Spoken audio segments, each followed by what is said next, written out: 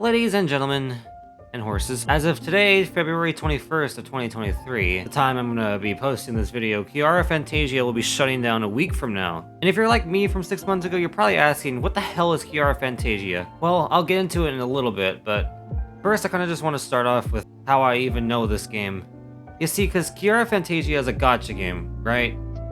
It's a gacha game where you use cute girls to fight monsters, yada yada yada, but the thing that separates Kirara Fantasia from other gacha games is that, well, it has a lot of franchises attached to it, which mostly consist of slice-of-life animes such as K-On!, Gochumon, Kinuro Mosaic, Gakugarashi, and I honestly just figured this out just from recording today, but apparently Bocchi the Rock is in this game too, which I had no idea. But unfortunately, it was announced, I think, yeah, somewhere around November 4th, that the game would be shutting down for good in the coming months.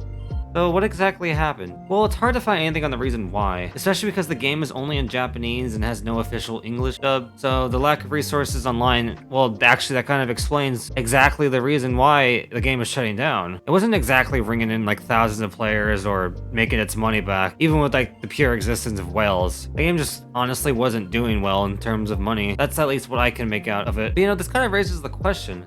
Considering all the popular franchises it brought to the game, albeit slice-of-life animes, things should have been going like with the game, not against it.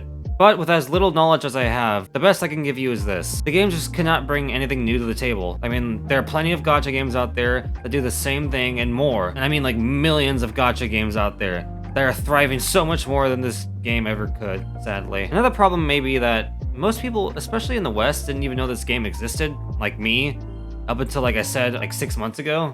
Not to mention Google's weird implemented law that prevents you from spending money on games from overseas. I have a feeling this supposedly cut off a lot of the game's income. Because this is a lot of assumptions, but just based on the little knowledge I have, there's no way this, like, gacha games only get income from Japan and Japan only, right? There's a lot, especially nowadays, there's a lot of Westerner fans, or as we call them, weebs. I mean, don't get me wrong, this game had a 5-year run. That's, like, already good for as long as most gacha games can hold on for. However, this really just shows that you can't rely on attached brands and whatnot to carry your game. Because Kirara's gameplay was okay, but it wasn't enough to keep players invested. At least from my experience, battles would take way too goddamn long, and there was no option to do an auto-run system that skipped battles or anything. So you just had to either commit, or just do what most people did and quit. I should do rap, I'm a fucking god. I know I'm like, kind of speaking of this game lightly, but I am like actually really sad to see it go.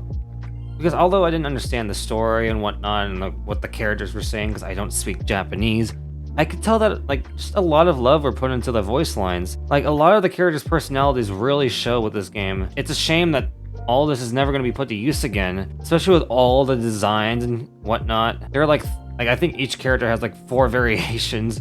Well, the popular ones. There's only like a little slight of hope, as in if you already have the game downloaded and you still have a bunch of characters, as long as you keep the game installed, the characters will always be there and you can always like check the voice lines. But as far as I know, you won't be able to do like missions or anything, so it'll be like a former shell of itself basically, and that's kind of sad on its own. But I mean, you gotta take what you can get, right? But yeah, I mean, this video isn't really anything special. I just want to say goodbye, Kirara Fantasia.